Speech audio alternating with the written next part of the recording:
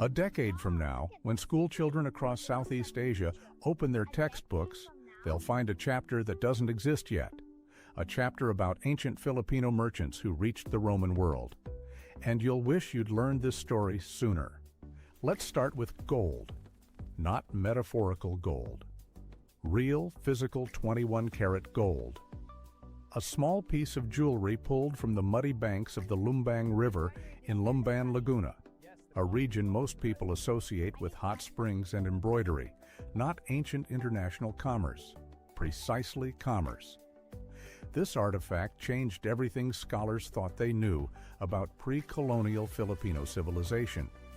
But to understand why, we need to talk about what people assumed for centuries.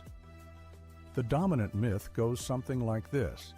Before Spain arrived in 1521, Filipinos lived in isolated, primitive villages. They had no writing, no trade networks, no sophistication. Spanish colonizers reinforced this narrative for 300 years because it justified their presence. Missionaries described the islands as a wilderness in need of salvation. Colonial administrators painted indigenous communities as childlike. The story was simple, clean, and utterly wrong.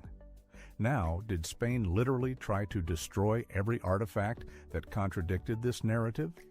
Some popular accounts online frame it that way, as a grand conspiracy of suppression. The truth is less dramatic, but more interesting. Spanish friars did burn indigenous texts written in Baybayin script. Colonial policy did discourage pre-colonial cultural practices. Artifacts weren't hunted down by secret agents. They were simply ignored, dismissed, or left to rot. Neglect destroys just as effectively as fire. Sometimes more so. Enter the Laguna Copperplate inscription, discovered in 1989 by a laborer dredging sand near the mouth of the Lumbang River. This thin sheet of copper nearly ended up as scrap metal. The man who found it didn't know what he was holding. Neither did the first few people who examined it. A dealer in antiques recognized the strange script and eventually connected it to the National Museum of the Philippines. From there, the copperplate reached Antoon Postma, a Dutch anthropologist and paleographer who had spent decades studying Philippine scripts. Postma's translation stunned the academic community. The inscription, dated to April 21, 900 CE, recorded a legal transaction, a debt pardon issued to a person named Nam Warren by a chief from what is now Tondo, Manila. The text blended Old Malay, Sanskrit, Old Javanese, and Old Tagalog. 4 languages on a single copper sheet. 4 linguistic traditions converging in a bay that colonial historians had dismissed as a backwater. Stop for a moment. Consider what that means. 600 years before Magellan's ships appeared on the horizon, communities around Manila Bay were producing legal documents in multiple languages. They operated within a complex trade network stretching from India to Java to China. The copperplate didn't just prove literacy, it proved legal institutions, multilingual governance, and deep economic ties across maritime Asia. But the copperplate is only one piece of a much larger puzzle. And the next piece connects the Philippine archipelago to a place no one expected: Rome. If you're finding this journey through forgotten history as fascinating as we think it is, consider subscribing to Echoes of Ancients. Every video digs into stories like this, stories buried under centuries of colonial rewriting. A like helps more people discover what they were never taught. Now, back to Rome. The connection between ancient Filipinos and the Roman Empire doesn't come from a single smoking gun artifact. Scholars have built the case through multiple lines of evidence, and it's worth walking through them carefully, because the mythbusters online tend to either overstate or understate the findings. First, Roman glass beads and trade goods. Archaeologists have recovered glass beads at multiple sites across the Philippines, in Palawan, in the Visayas, in parts of Mindanao. That match the chemical composition of glass produced in Roman Egypt and the Eastern Mediterranean. These aren't vague similarities. Spectrographic analysis of the beads reveals specific mineral signatures consistent with Roman-era glass workshops. The beads traveled thousands of miles, likely passing through Indian and Southeast Asian intermediaries before reaching Filipino shores. Second, gold artifacts. The Philippines produced enormous quantities of gold, far more than most people realize. Spanish accounts from the 16th century describe Filipino chiefs wearing gold from head to toe. Some of these gold items show stylistic influences that trace back along trade routes connecting the archipelago to South Asia, and from there to the Mediterranean world. A particularly striking example is a golden tara, a type of ornamental piece found in Butuan, Mindanao. Butuan itself was a thriving maritime polity long before European contact. Third, the documentary trail from the other direction. Roman and Greco-Roman sources mention trade with lands far to the east. The first-century text, Periplus of the Erythraean Sea, describes extensive maritime commerce stretching from the Red Sea to India and beyond.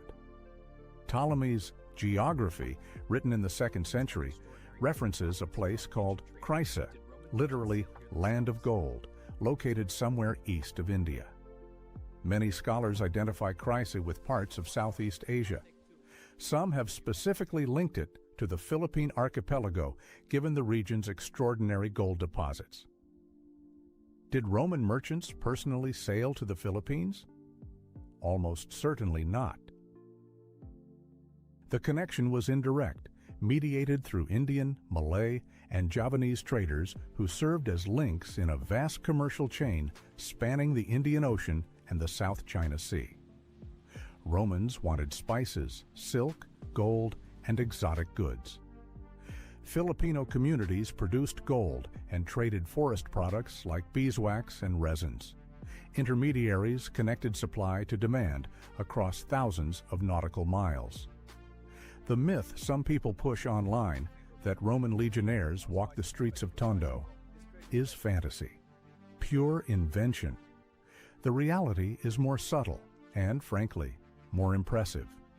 Ancient Filipinos participated in a globalized economy that connected Han Dynasty China, the kingdoms of India, the Malay world, and the Roman Mediterranean. Not through conquest, through commerce. Let's ground this with a specific image. Really image. You know, picture a coastal settlement in Butuan around the 10th century. Wooden boats, Balangay, line the shore. These aren't canoes.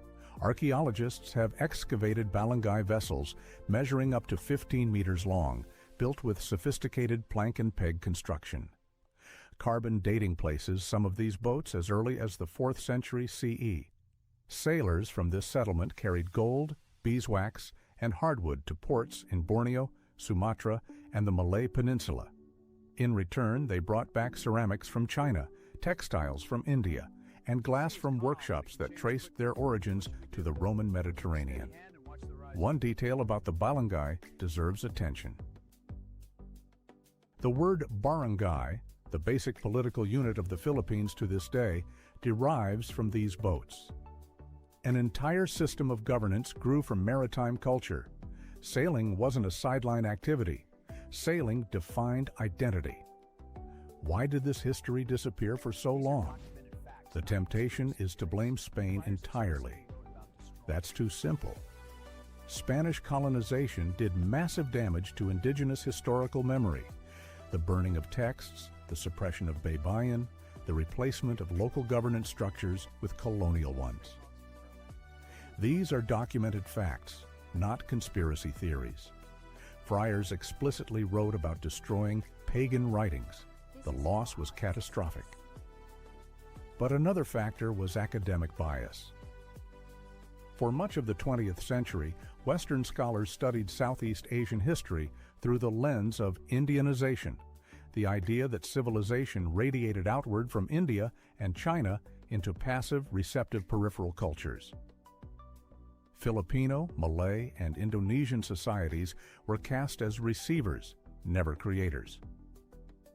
This framework minimized indigenous agency and made it harder to recognize the sophistication of pre-colonial Philippine polities. Incidentally, the correction has been slow, painful, hard-earned. Filipino scholars, figures like Zeus Salazar, who championed Pantayong Pananaw, an indigenous perspective in Philippine historiography, spent decades pushing against these biases. Their work wasn't glamorous.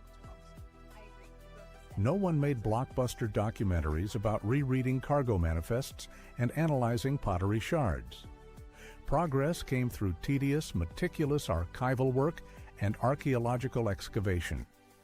A generation of researchers fought for recognition in academic institutions that didn't always welcome challenges to established narratives. By the way, the rehabilitation of pre-colonial Philippine history mirrors the slow restoration of the artifacts themselves. The Laguna copperplate spent years in relative obscurity after its discovery. The Balangay Boats of Butuan sat in a modest local museum for decades before gaining national attention. Gold artifacts from Surigao, a stunning collection of elaborate jewelry and regalia, were only formally cataloged and studied in recent years. Each recovery added another piece to a picture that colonialism had shattered. And the picture keeps expanding.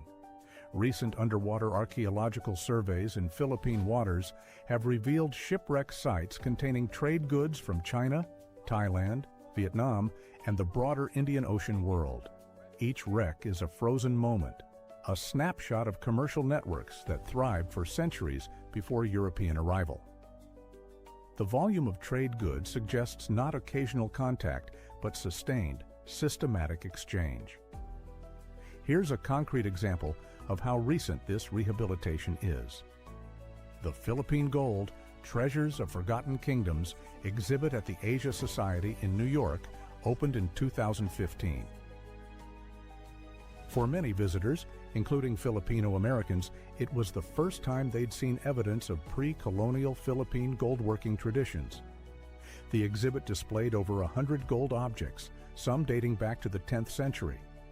Visitors stood in front of golden sashes, belts, and ceremonial items and confronted a version of Philippine history that no colonial textbook had ever mentioned.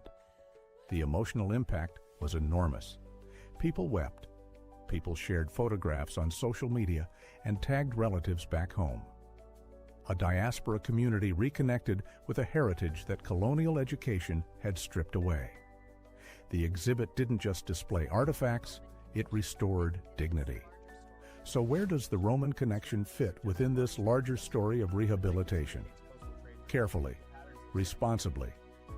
The evidence for indirect trade between the Philippine archipelago and the Roman world is strong and growing.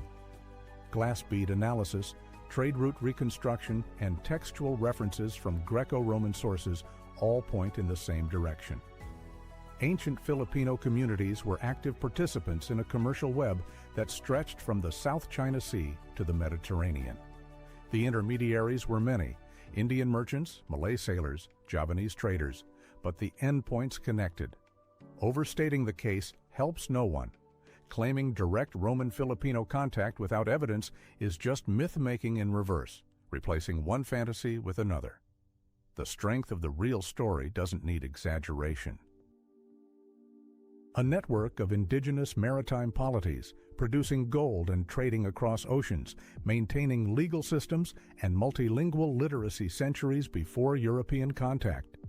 That's extraordinary on its own terms. And the artifacts Spain tried to destroy? Most of them survived not because of some dramatic rescue. They survived because the earth held them, rivers silted over copper plates. To be honest, mud preserved boats, graves kept gold safe for 1,000 years. The land itself became an archive when human memory was erased. Pull back now. Look at the full sweep. Every civilization tells itself a story about where it came from. Colonial powers rewrote those stories for the people they conquered, not always through deliberate malice, sometimes through sheer indifference to what existed before. The recovery of pre-colonial Philippine history is part of a global pattern. Indigenous communities everywhere, from the Maori of New Zealand to the First Nations of Canada, are reclaiming narratives that were buried under centuries of colonial assumption. The process is never fast, never clean. Evidence emerges in fragments, a copper sheet here, a gold ornament there, a boat hull preserved in clay.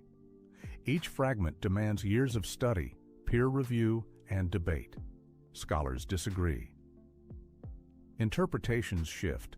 New discoveries overturn old conclusions. That slowness is the price of honesty, and honesty matters more than a dramatic headline.